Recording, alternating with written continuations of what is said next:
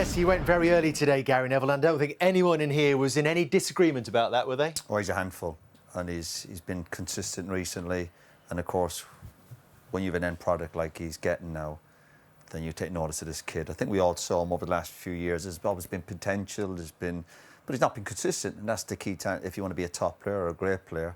And then if you're throwing the end product in, then yeah, keep an eye on him. He's looked like he's really settled into the club now. Maybe more belief, confidence, and he was almost unplayable today. We use that word a lot, unplayable, but it does seem appropriate here this afternoon because Liverpool just couldn't get a handle on him, could they? I think if you look at his style of play, he's one of the hardest players for defenders to go up against for me. I think he's so direct, can go either way. His power output, I think, over a short space, maybe 1 yard, when he drops his shoulder and goes, you can't. Everyone that he plays against, doesn't matter who it is, he's going to cause problems. You talk about his dribbling, he completes so many dribbles, creates so many chances, and I think right now, in his mind, he has a plan. I think sometimes players who are dribblers, they don't necessarily know sometimes what they're going to do. Whereas I think now he's getting himself into areas where he's like, OK, I'm going to go left here. I'm actually going to go right. He's not just playing off the cuff. So I think he's improved so much as a footballer this season, and he's going to go from strength to strength. The goal today was magnificent, and I think the only thing he needs to add maybe is more goals. Yeah, and we'll come to his goal very shortly, but he had caused Liverpool problems before the first goal, Micah, which I suppose ironically was a team goal from City. Every player and the outfield had a touch in the build-up to this. Yeah, but something I noticed within this, you say the way Liverpool are set up here, you see Robertson and Van Dijk change not at the right moment, then allows the cross to come in, and then Haaland in the air. Okay, you could say Konate is a little bit unlucky. But when the ball goes across, you've got your centre-half, left back at centre-half, and they should just stay in positions now. Now you've got Wirtz in one way. He's not going to help you stopping the cross. Normally, Robinson, if he was in a position, he'd be out there quicker. Could he still go, though? I know he doesn't get there quite in time, but he should still try. He should still go, but he's not set, Dave. There's a difference between going. When you're in a full-back position there, it's all about your distances. And when you feel like you're not ready to go, because you don't... If he goes, he can go round him. So he waits and maybe expects Wirtz to come and help him. That doesn't happen. So if you look at here, Robertson and Van Dijk, as we've just shown now, City have got overload on the right-hand side with Nunes going really, really high. But now when the ball goes up, it's too late for him to get there because he's got Wirtz in there, a little bit of communication. You probably want your winger then to just help you out, and then you drop off a little bit. But because he switched at the wrong moment... But that's the full-back crossing the ball, though, so Wirtz should be out. He should be out 100%. Well, they done the worst thing. They ended up doing nothing. Correct. Even if you go out and he beats you, do something. They've ended up in no man's land and lack that intensity and desire to stop crosses. And that goes back to that real desire. And to me, what I'm really disappointed with Liverpool, and we said a few years ago, 5-6 years ago, when the league, the following season, they lacked that intensity of what champions need, because obviously you're up there to be, you're the target and you're the best team. And Liverpool, to me, with that, we can show them little clips and go, yeah, he's swapping, or yeah, these things happen in a game of football. But when you do have a decision to make, at least do it with some sort when of you say intensity, intent. What do you mean? Just going out, yeah, but then you talk to stop the cross. You talk about champions and all that. Is that then just a mindset? Why would he not be going out there? Maybe it's his third game in a week and he's not played a lot all season. That's what maybe I was Yeah, but we can, again, yeah, but it's still early in the game. It's not late in the game, and they were home and they only travelled down the road. Sometimes you make excuses for players travelling across Europe and the intensity of the games. They've had a home game down the road, so you want to be careful making excuses. But we'll have the same with the second goal. And people say, oh, he can be unlucky with the deflection. That's like that intensity. I think if you're not at it as a team and you're just a little bit off it, like they are, at least get the basics right. You have to get the basics right, and that is stopping crosses and kind of being difficult to play against. We'll come to the second goal, Roy, in just a second. But before then, the moment I suppose that Liverpool have to cling to was the disallowed goal. At 1-1, it might well have turned out to be a different game. And Virgil van Dijk gets a clean header on this. And there is interpretation on the law whether this should or should not have been disallowed because of Andy Robertson's position in front of the goalkeeper in this instance. So the goal is disallowed on field. VAR have a look at it, and they agree that he is deemed to be making an obvious action directly in front of the goalkeeper. That's their interpretation. But what about the argument that potentially he sees that all the way? I think he does see it all the way. So should it then be disallowed? I don't think it should have, based on what we can see with our eyes. But the rule book's the rule book. So if the referee is reading that, or someone's in his ear going, by the way, these are the rules, that angle's not favourable to Liverpool. But I think the other angle is favourable because you can clearly see he's in a fight. His role clearly is to block the goalkeeper. He's in a fight with Doku. This angle here, he's in a fight with Doku. You could argue when he connects with the ball, he can see that. His line of vision is impeded by Robertson. It's more impeded by Doku for me, if we're looking at the line of the ball. You've got to reward also the defensive team. There's a reason they're coming up. They're not leaving people stand on the post to clear their line. They practice this.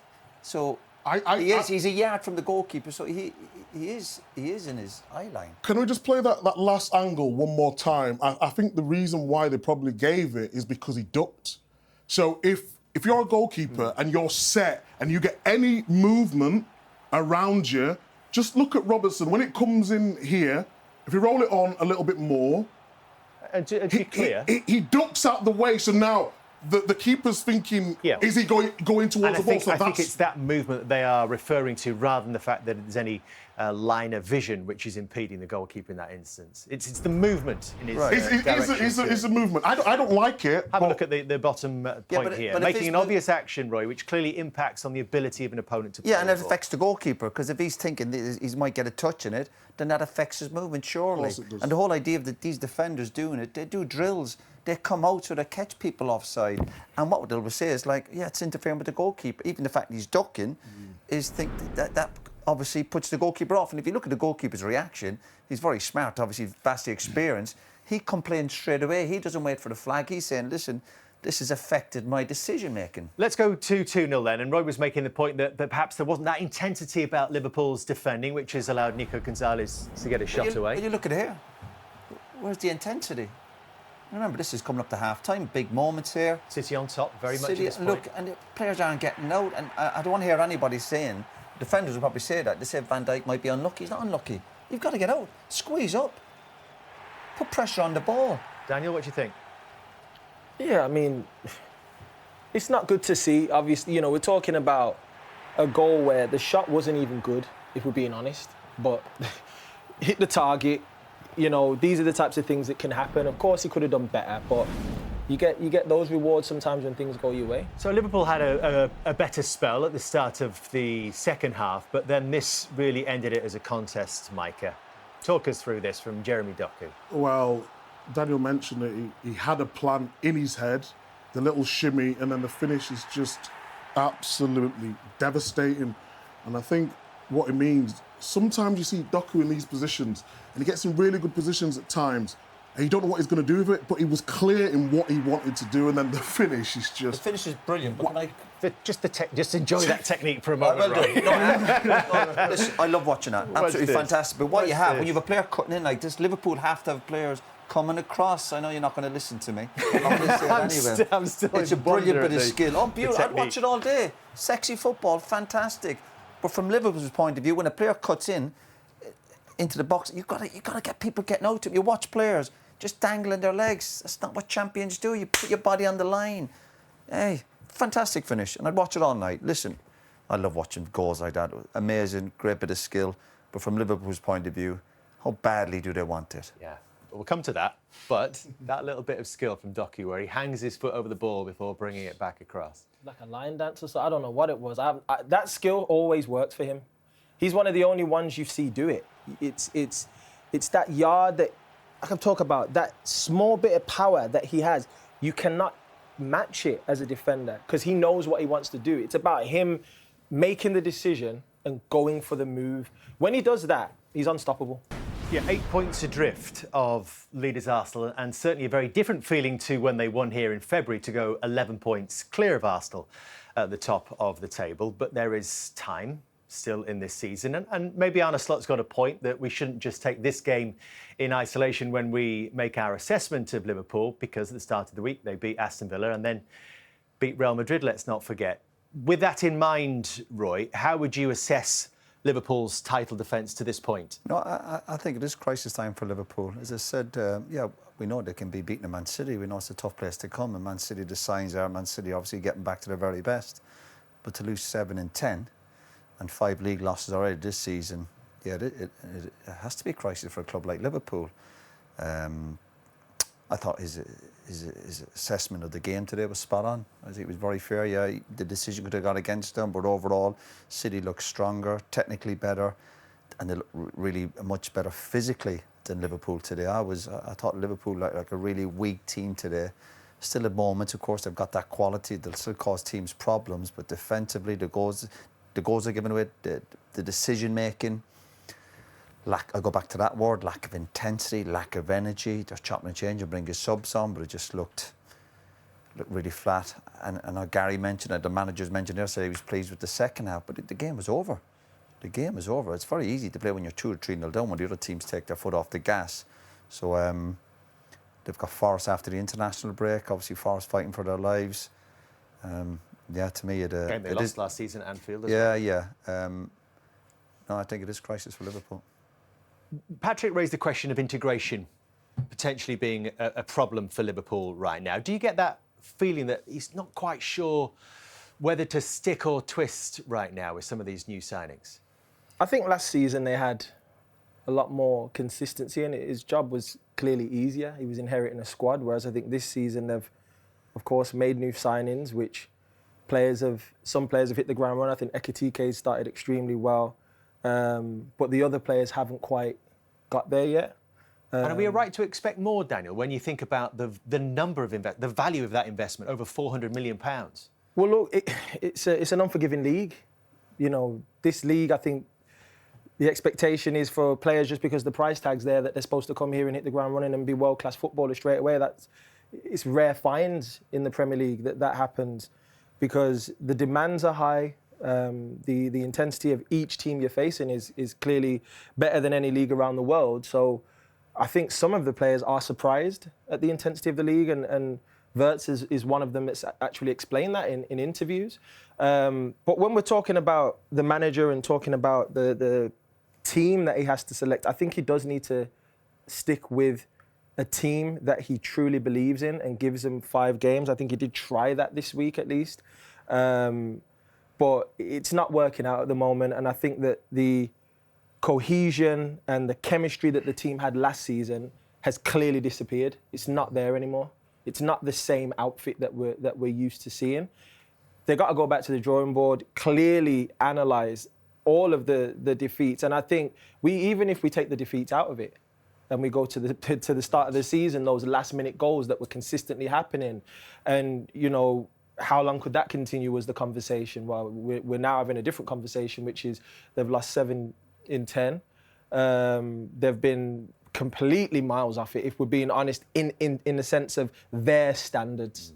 Their level is way higher than what they're performing at. Have they got any chance of winning the league from this point, Micah? I mean, I always said it's too early, but after today's performance, you would say no. But I had Liverpool favourites. And the problem has, with Ekitike coming in, who was supposed to be second choice, who's done really well, now you've got a problem with Isak. You've got Kirkes who's coming left back, who was supposed to be number 1. He's not hit the ground running, so now you've got Robertson. And then it's finding a place for Wirtz. Does really well against Real Madrid. And then today, can you back up that performance? It's not there. I disagree to a certain extent with Sturridge in terms of, if you get bought for 100+ million, you should be ready to go. You should be, maybe not in the centre of the park for Liverpool, but out wide, and that's where his good performance. But today we didn't see Wirtz again. And that becomes a problem for the manager, because the players who were supposed to be backups to number 1, they're just... I think the bigger issues are at the back. They're doing better I think the goals they're giving away, I think going forward, not great today, obviously, but the goals they're giving away, the full-backs are a huge problem. Goalkeeper needs to do better. Centre-half looks a nervous wreck. Yeah, but that comes from consistency. Alisson is a big miss. Of course. For sure, just for the chemistry at the back. And then when you flip-flopping between Robertson and Kirkes, he's not working. Conor Bradley did so well against Real Madrid. Can he back it up again today? And I thought it was actually Liverpool's one of their better players. When you're talking about Wirtz, what are you saying exactly? Like with Wirtz, I think that if you are bought for that amount of money, regardless of what league you're coming from, you should show more than what he's showing now. And I've protected him and backed him up until this point. But you get bought for that money to show up in big games. You are. But is that fair? Is that a fair assessment? It's fair to say that the expectation level of a player being, but you don't choose the price tag. You don't go, oh, by the way, I want to be bought for 100+ million quid. So that means now we're talking about analysing him and saying, what are you? You've come to this football club as a creative genius from Leverkusen. Xabi Alonso managed to get the best out of him. So far, this manager is firstly finding a position for him in his team, and secondly, the players trying to figure out the league. So you've got two different things. He's played number 10 in games, he's played on the left in games. We're clearly seeing that at this very moment in time, he's probably better off on the left. For me, the issue is that he's not shooting often, which is one thing that if you're playing in those higher areas on the football pitch, you have to be able to impact the game. I see a player who's someone who the ball goes through him. He's trying to create certain things, but he's not decisive. He's not, the last game, yes, we could argue he's putting chances forward for his teammates, but we do need to see more from him. There's a good player there. He just has to get up to speed. And he's got the age to develop, hasn't he? Yeah. Let's give the kid a chance, but he is struggling physically with the demands. Just before we come to Manchester City, we have to just reflect on Pep Guardiola, 1,000 games. I mean, that's an extraordinary achievement when you see the numbers as well. The win percentage is just absolutely amazing. I know people have always argued over the years he's always worked with brilliant players, but you still have to manage them, look after their egos, the style of play they've got. Oh, I take my hat off to Pep. I think the man is absolutely amazing, and the stats, mind-boggling. Trendsetter, isn't he? I mean, coming over to here, everyone was doubting him. Can he play that sort of way? When they won the league 4 years in a row, it was just mesmerising stuff. Where is he now with this City team? Do they have it in them? Does he have it in him? I think he has to it take them there again. He's definitely got it in him. I'm looking for consistency with Man City now. We talked about it before, a little bit before the game, in terms of the way they're letting other teams dictate to them and possession. They're not dominating games anymore. I think they've got enough, especially with the way Haaland's playing. But Arsenal are also a good side. I think it's between now and Man City. I think like City have snuck up there, haven't they? Like been under that radar a little bit, haven't they? Until today, really. I think that was more because of the squad of Liverpool. When they announced Kerkez and Isak and all the rest of them, Wirtz, everyone just automatically thought it was going to be Liverpool, but City just doing their business. How quietly. seriously should we be taking them, Daniel, in terms of title challenges? If we're not taking them serious now, when are we going to? I mean, after today's performance, Haaland's start to the season's been, whatever superlatives you want to say, it's just absolutely ridiculous what he's doing. So all in all, if you look at them, you go, you've got all the tools, a fit Rodri coming back whenever he's ready. Goalkeeper was a big sign, wasn't it? Goalkeeper coming in. Donnarumma's done it, been there and done it since a young age. Won the Champions League last year, comes here with experience and, communicating, building a bond with the defender. So all in all, I think they're heading in a fantastic direction. And you could see on Pep's face, got that nice little grin. You can see he's happy. He's not trying to get too confident, but deep down he's thinking, you know what? Having a look at us today, they probably surprised him how well they played, to be honest. And for all those achievements, Roy, that we showed on that graphic before, the 12 league titles so far, if they were to do it again, say this season with Manchester City, where would that rank amongst all his achievements? No, I reckon if you'd asked Pep 6-7 weeks ago, I bet he would have felt it was obviously more of a rebuilding job and just regroup and just get back to competing. But if you look at him now, he's got that spark back even in his eyes. You can see it. He's probably thinking, these players have surprised me a bit. And again, snuck under that radar. Goalkeeper was a great sign, and Haaland, obviously a goal machine, but the other players forward and back to his best. I think Pep will be sitting there going, we're certainly back in the mix. Before 5-6 weeks ago, I bet you thought, nah, it's probably going to be too much this season, and we'll have a look at it in January or next summer, get more players in. But they're certainly back in the mix. Be right up there for him, though, wouldn't it? As an achievement, if they could win the league this year, absolutely. I think at the start of the season, again, the way you looked at where Man City was, you look how strong Arsenal were, how Liverpool did last season. I think if he could, obviously a long way to go yet, but if he got that league title this year and surprised everybody and finished out of Liverpool and obviously Arsenal, how powerful they're looking, it would have to be up there with some of the best achievements he's got. So as we pause for 2 weeks, where are you now on your favourites on the Oh, we're doing this again. Come on, Can we we need talk? to- Don't straddle the fence. No. I never sit on the fence. I just like You to said a have draw the today. prediction. You said a draw today, didn't you? But how is that was sitting on the fence? That's a draw. That's a prediction, Roy. But how wrong were you?